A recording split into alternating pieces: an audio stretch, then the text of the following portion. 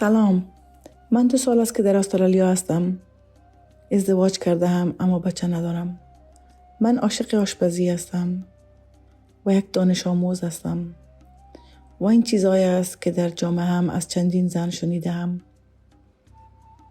من عاشق فرهنگم هستم، اما وقتی به من میگوید که با شوهر بدرفتارم بمانم ناامید میشوم. صبور باش، او را تاریک نکن، ازش اطاعت کن. چیزایی است که از زنهای جامعه هم میشنوم. کار دیگری که از من میخواهد تا مسئولیت ازدواجم را در بر بگیرم و باید مراقب این باشم که ازدواجم را برهم نزنم، چون هیچ کس زنی را نمیخواهد که طلاق گرفته باشد. طلاق به خانواده‌ام بی‌آبرویی میارد و باعث شرمساری میشود. طلاق من ازدواج افراد جوان خانواده‌ام را دشوار خواهد کرد. آنها همچنان برایم گفتند که من عاشق فرهنگم هستم، اما من احساس بیچارگی و تنهایی میکنم وقتی اما به من دشنام میدهند و من را تنها میگذارند. اگر من به پلیس اطلاع شوهر بدرفتارم را بدم و از او EVO بگیرم، آنها همچنان ارتباط من را با زنای دیگر هم قطع خواهم کرد. من احساس ناراحتی و ناامیدی می کنم، به خصوص هنگامی که اعضای خانواده هم خارج از کشور که مطلع هم هستند و برایم پیام های تهدیدآمیز میفرستند. نمیدانم از کی کمک بگیرم تا از این وضعیت بد بیرون شوم.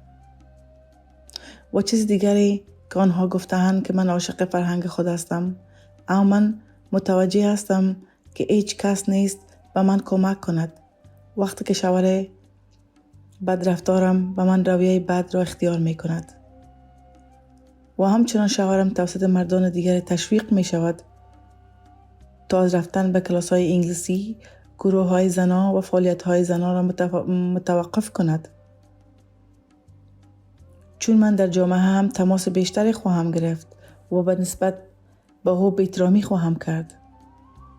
اما شوهرم می داند که اگر با من وضعیت بد کند یا منو بزند، من از او EVO می گیرم.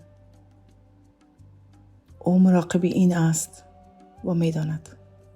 سلام، من 23 سال است که با خانواده‌ام در استرالیا زندگی می کنم. من مجرد هستم و طفل هم ندارم. من دوست دارم برای عبادت به کلیسا بروم. من در جامعه کار می کنم و این داستان مردم من است. جامعه من در مورد خشونت خانوادگی بسیار حساس است. بسیاری از زنان توسط شوهرانشان مورد آزار و اذیت قرار می گیرند.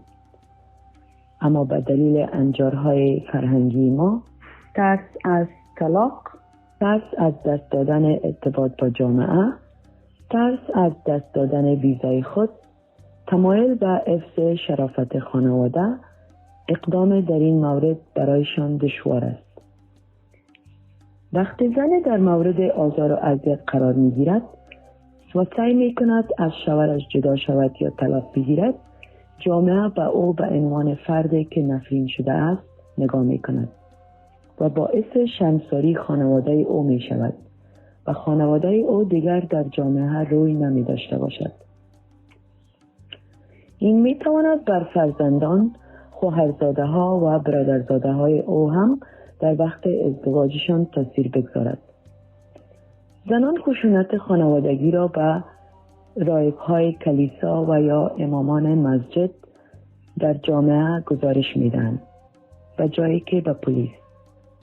بسیاری از زنان از خدمات خشونت خانوادگی اطلاع ندارند یا به مقامات اعتماد ندارند، زیرا آنان فرهنگ ما را درک نمی‌کنند. روحانیون ما که گزارش‌ها را دریافت می‌کنند، قوانین استرالیا را نمی‌دانند و از خدماتی که باید این زنها را به آن معرفی کنند اطلاع ندارند.